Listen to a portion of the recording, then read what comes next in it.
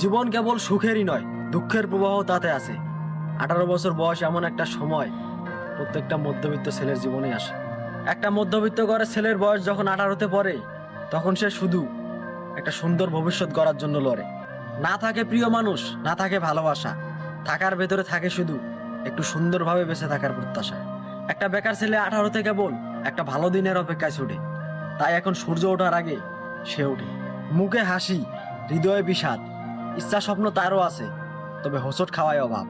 বাবাদের 5 টাকা বাঁচানোর গল্প সকলেই জানে, তারা মহান, ছোট করে বলছি না। তারই ঘরের বেকার ছেলেটা পেটে আজ বালিশ চেপে ঘুমায়, এটাই কেবল প্রকাশ পায় না। দুর্ভিক্ষে যাচ্ছে সময়, বিশ্বাস আছে বদলাবে সময়, বদলাবে দিন। আজকের বেকার ছেলেটা সাফল্যের ছোঁয়ায় মন খুলে হাসবে একদিন।